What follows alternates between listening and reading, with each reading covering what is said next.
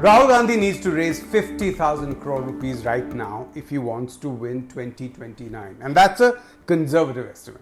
Why does he need money? Simply because elections now have become a high-cost game.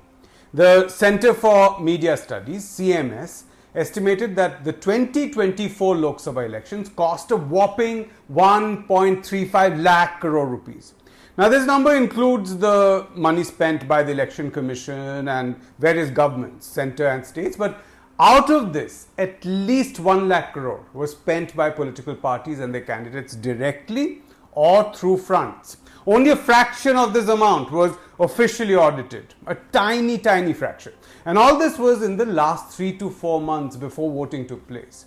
Where did this money go? Of course, the first and the biggest expenditure is optics. Publicity and communication, which would take up the lion's share of any campaign, posters, hoardings, all of these cost a lot of money. Just one front page ad in all the editions of a national newspaper would cost not less than 1 crore rupees. Just one day's publicity in a single multi-edition newspaper.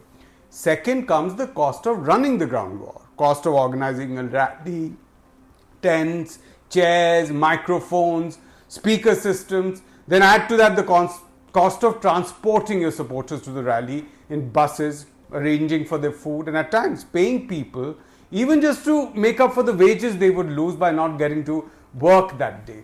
And of course, there is the cost of transporting the key faces from your party from one location and moving them to another very quickly. And the closer you come to voting, the more you will have to rely on expensive modes of travel like helicopters and private planes. Now think of the daily contact programs to reach individual voters. You need a massive standing army of volunteers and party members who will go from house to house to convince people to vote for their party. Now, at the very least, they need a local party office to work from, money to commute, some funds for tea and snacks. Now, these seem like small amounts, but actually they all stack up, right? So third is the shadow economics of electoral politics, which no one will tell you openly, but everyone on the ground knows. The most important of these is the cost of maintaining muscle men. Indian politics is increasingly becoming about area control. Parties that are dominant in one locality, one village, one area try to block other parties from entering. So you need muscle power to open up these blocked paths, to be able to contact voters in new areas, places where you don't have much of a presence. There's another ground truth of Indian politics, again something that political science textbooks will never talk about, and that is getting local power brokers and influential people onto your side.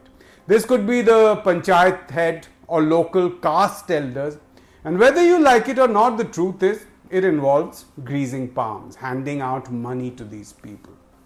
Everyone who works on the ground will tell you this truth, but obviously those at the top will completely deny it. Finally, increasingly, electoral politics has become about technology, especially data analytics, and that requires significant amounts of money. A big part of that is funds needed to sustain a data analysis team. People who will work 24/7 on computers, working Excel sheets, feed information from the ground, map it against demographic profiles of each voter segment, and also against booth-wise election data from previous elections. And then they will propose granular campaign strategies. And all these expenses, and it will come to a massive number. But how did I come up with the 50,000 crore number that I've said? I have based it on the amount the BJP is likely to have spent to win over a voter to its side in the last Lok Sabha elections. As I said in the beginning, all political parties together spent about 1 lakh crore rupees in 2024. Of the official audited expenses, which was a very small amount of this, declared by major parties, the BJP spent about 45%. If I extrapolate that to the unofficial estimate made by CMS, then 45% of that comes to 45,000 crores. Mind you, this is a very conservative number I'm taking because anecdotal evidence tells us the BJP's share would have been much more of this unofficial expenditure. Now, the BJP got 23.6 crore votes in 2024. That is how I came to the per voter estimate. 45,000 crore rupees spent to win 23.6 crore votes. That's an average of 1,900 rupees. This, as I explained earlier, is likely to be a conservative estimate. The actual expenditure per converted voter was likely to have been much, much more. But let us start with this number. 1,900 rupees per voter in 2024. Now account for inflation of 5 years, because the expenses will increase significantly. In 2024, what you could buy with 1,900 rupees is not the same that you can buy in 2029. At that time, you will need 2,400 rupees for that. What I mean is that you will need 2,400 rupees in 2029 to buy the same things that 1,900 rupees fetched in 2024. That's the impact of inflation. So we need to extrapolate that. We need to extend that expenditure. Now, the last time the Congress formed a government, the party had won about 28.5% of the votes, but that was when the polity was much more fragmented. Now it is much more polarized, with the BJP commanding a very solid block of votes. So in the next Lok Sabha elections, the Congress will need at least a 30% vote share. 30%, I'm saying. I'm not going to bore you with the math here, but if you project the electorate and turnouts for 2029, 30% of the votes will mean about 21 crore actual votes.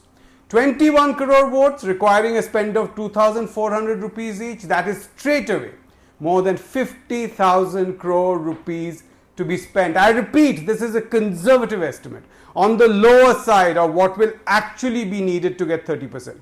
And this is money that will have to be spent in just the last few months, in the run-up to the elections. Much more will be needed to keep a sustained campaign going over the next 3 years. That's the inescapable reality of Indian electoral politics today. You don't have the funds, don't expect to win an election.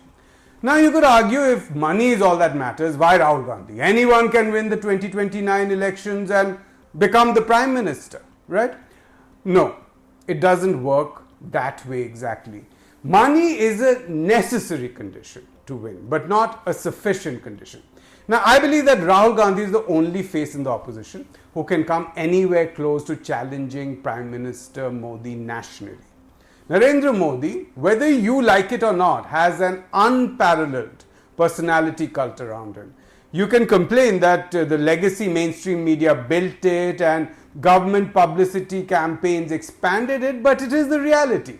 And only Rahul Gandhi has the pan-India image that is not restricted to any state or region that can challenge Modi's appeal. So whatever the criticism of dynastic politics leveled against him, the truth of the matter is no one in the Congress or any other opposition party right now can actually be a substitute to Rahul when it comes to national politics. But as I said, that is not enough. Rahul Gandhi needs that 50,000 crore rupees to be in the running to form a government in 2029. And that is why Rahul Gandhi needs to mend his relationship with India's business houses. Despite whatever gloss Congress supporters might put on it, the truth is that Rahul Gandhi is seen as an anti-business, pro-poor figure. This is an image of his own making. Deliberately or not, that doesn't matter. He has made it himself. He cannot raise the funds needed by constantly attacking India's capitalist class. But that is the subject matter of another video. Do let me know in the comments if you would be interested in knowing why you need India Inc.'s backing to win elections and then stay on in power in India. And no, it is not just about raising money for elections. It is something much more fundamental. As usual, like, share, comment and do subscribe so that you are the first to know when a new video drops.